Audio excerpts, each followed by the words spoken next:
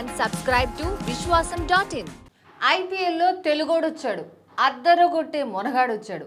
ఏకంగా 200 స్ట్రైక్ రేట్తో ఆడే కుర్రాడు దుమ్ము దులుపుతున్నాడు. నితీష్ కుమార్ రెడ్డి సన్ రైజర్స్ హైదరాబాద్కి కొత్త స్ట్రెంగ్త్గా కనపడుతున్నాడు. నితీష్ గత కొన్నేళ్లుగా ఎస్ఆర్హెచ్తోనే ఉన్నాడు. ఆరెంజ్ ఆర్మీ నితీష్ని స్లోగా గ్రూమ్ చేస్తూ ఉంది.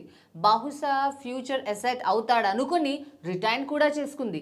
ఇప్పుడు అలా రిటైన్ చేసుకున్నందుకు ఈ సీజన్లో పర్ఫార్మెన్స్తో ఆదరగొడుతున్నాడు. నితీష్ అద్భుతంగా ఆడడం ఇది ఫస్ట్ టైం కాదు, థర్డ్ టైం. పంజాబ్ మీద మ్యాన్ ఆఫ్ ది మ్యాచ్ గెలిచేసరికి బ్యాటింగ్లో అదరగొట్టాడు, బౌలింగ్లో కూడా వికెట్ తీశాడు.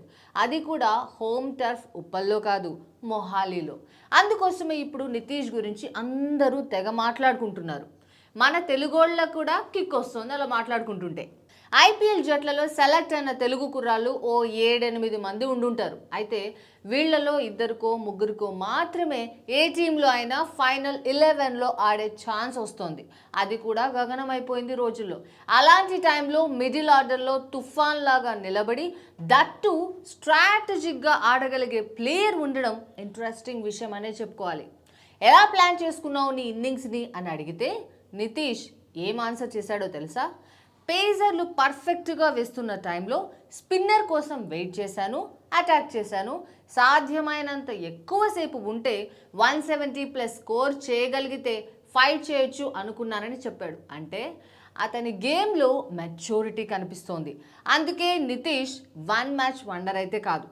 ఈ సీజన్లో అప్గ్రేడ్ అవుతూ మెచ్యూరిటీ గేమ్తో ఆకట్టుకుంటున్న ప్లేయర్స్ను చూస్తే రియాన్ పరాగ్ ప్రముఖంగా వినిపిస్తే ఇప్పుడు నితీష్ గురించి కూడా మాట్లాడుకుంటున్నారు. ఎంతైనా తెలుగోడు అడిగితే తెలుగోళ్ళకి కిక్కే కదా. మామూలుగానే మనం తెలుగోడంటే, తెలుగు మాట్లాడే వాళ్ళంటే నెత్తిన పెట్టేసుకుంటాం. అందుకే మనకి తరాల పూర్వం తెలుగు మూలాలున్న దినేష్ కార్తీక్ అన్నా, రవిచంద్రన్ అశ్విన్ అన్నా ఏదో ఒక లైకింగ్ ఉంటుంది. అంతెందుకు, మొన్న మధ్యన నేను తెలుగోని, నా మదర్ టంగ్ తెలుగు అని రోహిత్ శర్మ చెప్పినప్పుడు మనం ఎంత మురిసిపోయామో కదా. ఇలాంటి టైంలో తెలుగోళ్ళకు ఒక లోకల్ హీరో రావడం నిజంగా హ్యాపీ మూమెంట్. అన్నట్టు ఇంకో మాట, తెలుగోళ్ళు మస్ట్గా జట్టులో ఉండాలని చెప్పి ఈ మధ్య కొంతమంది రాజకీయ నాయకులు కూడా ఎస్ఆర్హెచ్ మేనేజ్మెంట్ మీద ఒత్తిడి తెస్తున్న టైంలో నితీష్ లాంటి వాళ్ళు ఆడడం, ఫ్రంట్ లైన్లోకి రావడం అనేది కావ్య పాపకు కూడా పెద్ద రిలీఫ్ ఇచ్చే విషయమే. అవునంటారా కాదంటారా? మీ అభిప్రాయాన్ని కామెంట్లో చెప్పండి.